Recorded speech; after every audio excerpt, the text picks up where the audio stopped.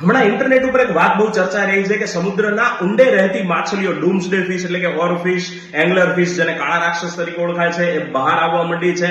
લાખો કાચબાઓ દરિયા કિનારે જોવા મળે છે અને સ્ક્વેર વેવ્સ સમુદ્રની અંદર ચોરસ મોજાઓ જોવા મળે છે. આ ચારે ઘટનાઓને ભેગી કરીને કોઈ ઇન્ટેલિજન્ટ માણસે વ્યૂઝ કમાવાના ચક્કરમાં એક એવી ખીચડી બનાવી, કોન્સ્પિરન્સી થિયરી બનાવી કે એનાથી લાખો લોકોની ઊંઘ બગડી ગઈ.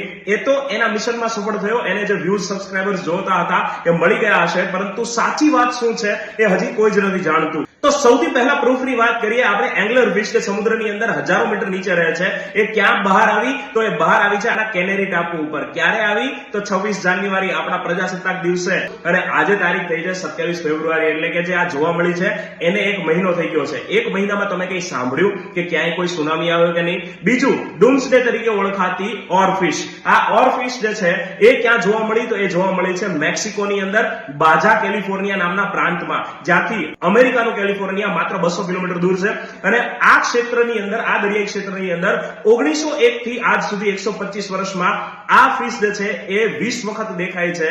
તો 20 વખત ત્યાં સુનામી આવ્યો હશે તો આ વાત પણ તમે સમજી લ્યો કે વ્યૂઝ બનાવવાના ચક્કરમાં કહેવામાં આવી હતી. અને ત્રીજું કે લોકો કહી રહ્યા છે કે લાખો દરિયાઈ કાચબાઓ જે છે એ દરિયા કિનારે આવી રહ્યા છે. તો આના ઉપર તો ઓલરેડી વિડીયો બનાવ્યો છે કે આ ઓલિવ રિડલી સી ટર્ટલ ઓડિશાના દરિયા કિનારે દર વર્ષે આ જ સિઝનમાં આવે છે. આપણી આર્મી, પેરામિલિટરી ફોર્સ, DRDO બધા એનું રક્ષણ કરે છે. અને આ વખતે તો પહેલા 20 વર્ષ કરતા રેકોર્ડ તોડ્યો છે, કારણ કે 20 વર્ષ પહેલા આનાથી વધારે આવ્યા હતા. દર વર્ષે લાખોની સંખ્યામાં આવે છે. આ વખતે 6.5 થી 7 લાખ આવ્યા છે માળા મૂકવા માટે. અને ચોથું કે સ્ક્વેર વેવ્સ એટલે કે જે સમુદ્રની અંદર ચોરસ મોજા જોવા મળ્યા છે એનું વિજ્ઞાનનો પણ એક વિડીયો અપલોડ કર્યો હતો કે આ જે સમુદ્રી મોજા છે એ 2 તરંગો આજુબાજુ છેદાય છે ત્યારે ઉત્પન્ન થાય છે. આ પણ સમુદ્રની અંદર અનેક વખત જોવા મળ્યા છે.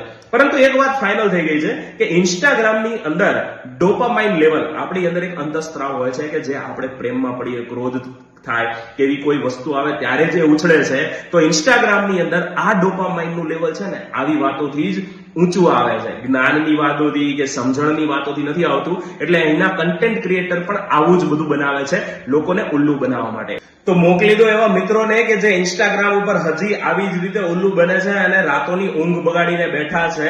અને વધુ માહિતી માટે મારી ઇન્સ્ટા આઈડી ઓફિસર કરંટને ફોલો કરી લો. જય હિન્દ.